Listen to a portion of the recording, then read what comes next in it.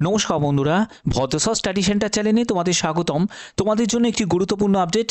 Forest ডিপার্টমেন্টের তরফ থেকে নতুন নিয়োগ বিজ্ঞপ্তি জারি হয়েছে, যেখানে তোমাদের এমটিএস সহ বিভিন্ন পোস্টে নিয়োগ করা হচ্ছে। এমটিএস আছে, ক্লার্ক আছে, আরও অন্যান্য বিভিন্ন পোস্ট আছে, যেখানে যোগ্যতা হলো মাধ্যমিক, উচ্চ মাধ্যমিক বা গ্র্যাজুয়েশন যোগ্যতা। এই যোগ্যতা যদি তোমার থাকে তাহলে প্রত্যেকে এই ভিডিওটা দেখো। তোমরা প্রত্যেকে আবেদন করতে পারবে।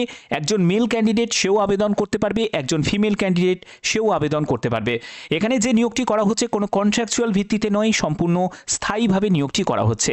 প্রত্যেকটি তথ্য তোমাদের কাছে তুলে ধরবো। আর এরকমই গুরুত্বপূর্ণ আপডেট সবার আগে পাওয়ার জন্য অবশ্যই চ্যানেলটাকে সাবস্ক্রাইব করে রাখবে, বেল আইকনটাকে অল করে রাখবে, এবং তোমরা কোন স্টেট থেকে, কোন ডিস্ট্রিক্ট থেকে এই ভিডিওটা দেখছো প্রত্যেকে তোমাদের জেলার নাম কমেন্টে জানাবে। তো চলো ভিডিওটা শুরু করছি, প্রত্যেকটি তথ্য তোমাদের জন্য।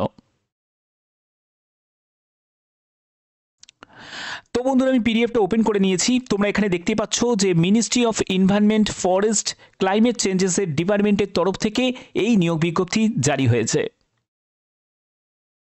তো দেখো তোমাদের কোন কোন পোস্টে নিয়োগ করা হচ্ছে এবং তার জন্য তোমাদের এজ লিমিট কি প্রয়োজন।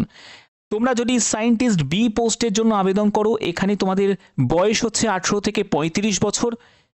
অ্যাসিস্ট্যান্ট ল অফিসারের জন্য 18 থেকে 30 বছর। সিনিয়র টেকনিক্যাল সুপারভাইজারের জন্য 18 থেকে 30 বছর। এখানে বলে রাখি, যারা এসসি এসটি ক্যান্ডিডেট তারা বয়সে 5 বছর ছাড় পাবে।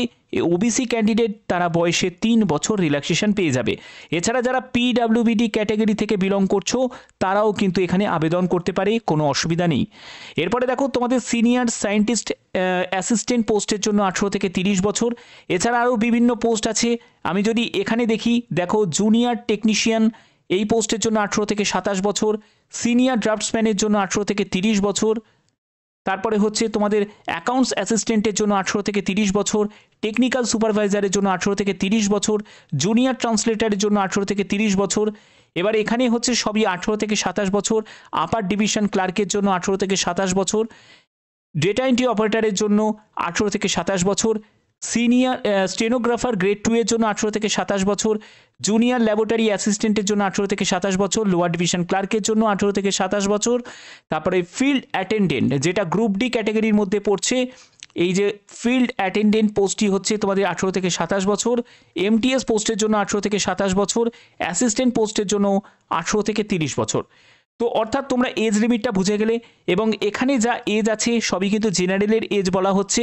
এসসি এসটি হলে বয়সে আরও 5 বছর যুক্ত করে নেবে, ওবিসি হলে বয়সে আরও 3 বছর যুক্ত করে নেবে। তারপরে যদি তোমার এজ যদি দাঁড়ায় এই এজ, তাহলে অবশ্যই তোমরা আবেদন করতে পারো। এখানে দেখো তোমাদের কোন পোস্টের জন্য কি কি এলিজিবিলিটি ক্রাইটেরিয়া প্রয়োজন। দেখো তোমাদের সায়েন্টিস্ট বি পোস্টের জন্য বিটেক সিভিল কেমিক্যাল, তারপরে এনভায়রনমেন্টাল বা কম্পিউটার সায়েন্স নিয়ে তোমাদের যদি যোগ্যতা থাকে তাহলে আবেদন করতে পারবে। অ্যাসিস্ট্যান্ট ল অফিসারের ক্ষেত্রে ব্যাচেলার ডিগ্রি ল নিয়ে যদি থাকে, 5 বছরের এক্সপিরিয়েন্স থাকে, আবেদন করতে পারবে। এছাড়া এইসব পোস্টগুলোর জন্য তোমাদের অভিজ্ঞতা লাগছে। কিন্তু তুমি যদি অ্যাসিস্ট্যান্ট পোস্টের জন্য আবেদন করো, এখানে শুধুমাত্র গ্র্যাজুয়েশন যোগ্যতার প্রার্থীরাই আবেদন করতে পারবে। টাইপিং স্পিড টেস্ট তোমাদের নেওয়া হবে 35টি শব্দ প্রতি মিনিটে। তোমাকে ইংলিশে অথবা হিন্দিতেও তুমি টাইপ করতে পারো 30টি শব্দ প্রতি মিনিটে। এখানে কোনো রকম এক্সপিরিয়েন্সের প্রয়োজন হচ্ছে না। অ্যাকাউন্টস অ্যাসিস্ট্যান্ট পোস্টের জন্য ব্যাচেলার ডিগ্রি ইন কমার্স, অর্থাৎ কমার্সে তুমি যদি বিকম পাস করে থাকো, 3 বছরের অভিজ্ঞতা থাকে, তাহলে তুমি আবেদন করতে পারবে। তারপরে তোমাদের জুনিয়র টেকনিশিয়ান পোস্টের জন্য ডিপ্লোমা ইলেকট্রনিক্স ইঞ্জিনিয়ারিং নিয়ে যদি করা থাকে এবং 1 বছরের যদি অভিজ্ঞতা থাকে, আবেদন করতে পারবে। সিনিয়র ল্যাব অ্যাসিস্ট্যান্টের জন্য 12 পাস, যদি সায়েন্স ব্যাকগ্রাউন্ড নিয়ে পাস করে থাকো 3 বছরের অভিজ্ঞতার সাথে, তাহলে আবেদন করতে পারবে। আপার ডিভিশন ক্লার্ক এই পোস্টের জন্য কোনো অভিজ্ঞতার কোনো প্রয়োজন নেই। আপার ডিভিশন ক্লার্কের ক্ষেত্রে গ্র্যাজুয়েশন যোগ্যতা। টাইপিং স্পিড টেস্ট নেওয়া হবে 35টি শব্দ প্রতি মিনিটে, অথবা তোমরা হিন্দিতেও টাইপ করতে পারো 30টি শব্দ প্রতি মিনিটে। ডেটা এন্ট্রি অপারেটর এই পোস্টের জন্য আবেদন করতে পারো। উচ্চ মাধ্যমিক পাস হলেই তোমরা এই পোস্টের জন্য আবেদন করতে পারবে। জুনিয়র ল্যাব অ্যাসিস্ট্যান্ট এই পোস্টের জন্য উচ্চ মাধ্যমিক সায়েন্স ব্যাকগ্রাউন্ড নিয়ে প্রয়োজন। লোয়ার ডিভিশন ক্লার্কের জন্য উচ্চ মাধ্যমিক পাস, সঙ্গে তোমাদের টাইপিং স্পিড টেস্ট থাকতে হবে। তোমাদের 35টি শব্দ প্রতি মিনিটে ইংলিশে অথবা হিন্দিতে 30টি শব্দ প্রতি মিনিটে। ফিল্ড অ্যাটেন্ডেন্ট এই পোস্টের জন্য মাধ্যমিক পাস যোগ্যতা, শুধুমাত্র মাধ্যমিক পাস হলে তোমরা ফিল্ড অ্যাটেন্ডেন্ট পোস্টের জন্য আবেদন করতে পারবে, এবং এমটিএস পোস্টের জন্য আবেদন করতে পারবে শুধুমাত্র মাধ্যমিক পাস যোগ্যতায়। ওকে, আচ্ছা, এখানে দেখো তোমাদের এজ লিমিটের ব্যাপারটা অলরেডি আমি তোমাদের ক্লিয়ার করে দিয়েছি, কোন কোন পোস্টের জন্য কি কি এজ থাকতে হবে। এখানে তোমাদের ন্যূনতম এজ হচ্ছে 18 বছর, ম্যাক্সিমাম এজ হচ্ছে 30 বছর। তবে এসসি এসটি যারা ক্যান্ডিডেট তাদের ক্ষেত্রে বয়সে 5 বছর এবং ওবিসিদের বয়সে 3 বছর ছাড় আছে।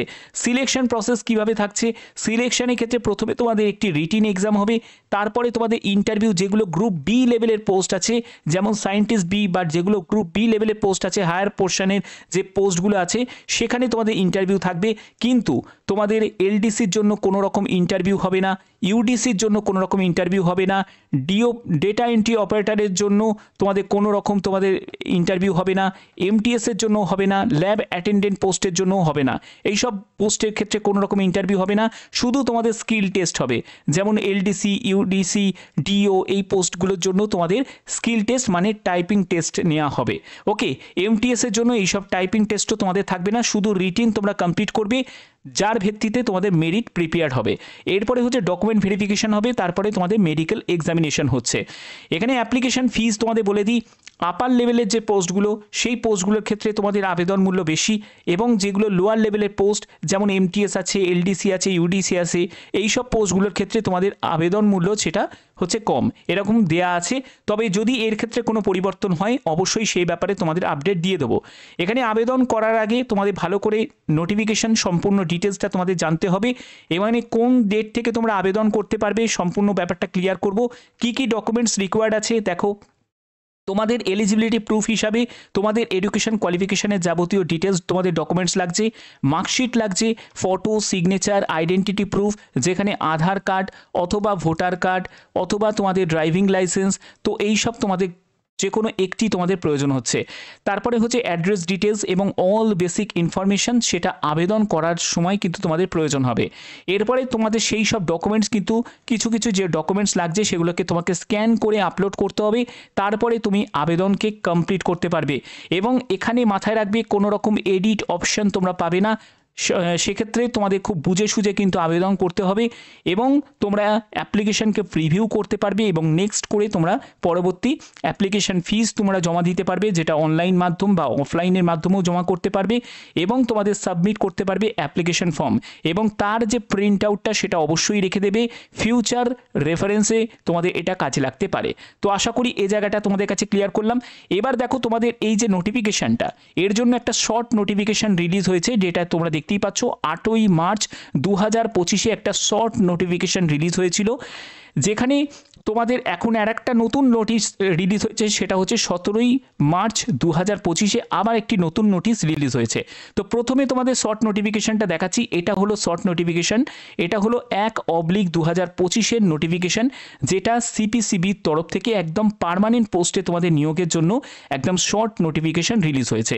এই ভিডিওর মাধ্যমে তোমাদের ডেসক্রিপটিভভাবে তোমাদের ক্লিয়ার করে দিলাম যে কি কি যোগ্যতা তোমাদের প্রয়োজন, সেই যোগ্যতা যদি তোমার থাকে তাহলে তোমরা আবেদন করতে পারো এবং এর জন্য তোমরা ওয়েট করতে পারো। এবার 17ই মার্চ 2025 কি নোটিশটা রিলিজ হয়েছে সেটা তোমাদের দেখাচ্ছি।